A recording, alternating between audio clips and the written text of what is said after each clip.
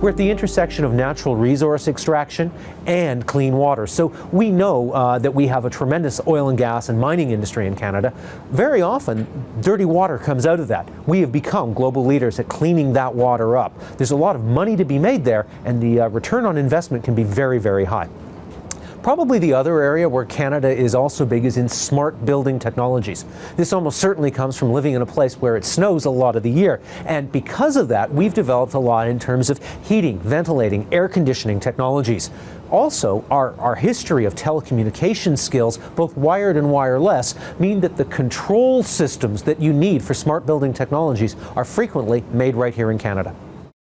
In terms of creating extra innovation in Ontario, we haven't seen that effect yet. Now, that's maybe because the life cycle for innovation and venture capital is 5 to 7 years long. So we may see more traction as a result of the Ontario plan 4 to 5 years from now. But at this point, most of the change has been on the people who are actually building and operating renewable energy plants, or on those who are from sometimes other provinces or from the United States setting up Canadian operations.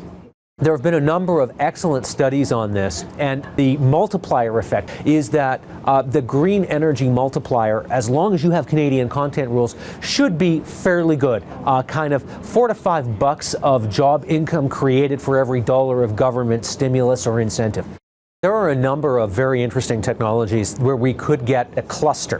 That's what you really want. That's what Silicon Valley is. When you get that sort of critical mass where there's enough companies and enough different pieces of the ecosystem, it creates a virtuous circle that's self-perpetuating and which attracts bright people, bright companies, universities, outside investment. Does Ontario have any of those? Yes, I think certainly in the water space we have that critical mass.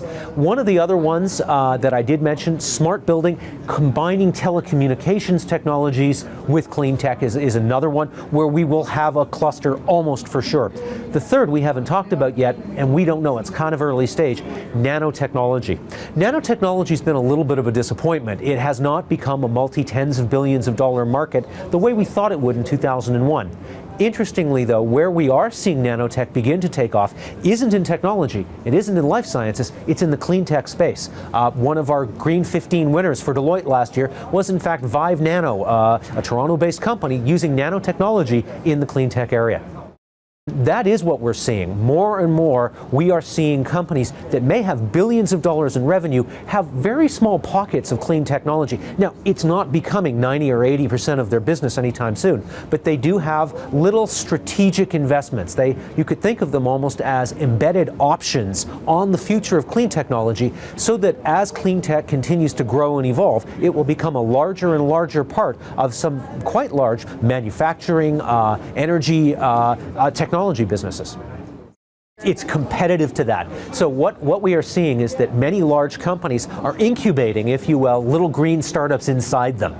Sometimes when you've got the culture that doesn't support that, those people then quit and go start up their own clean tech startup. So both models are paths to market.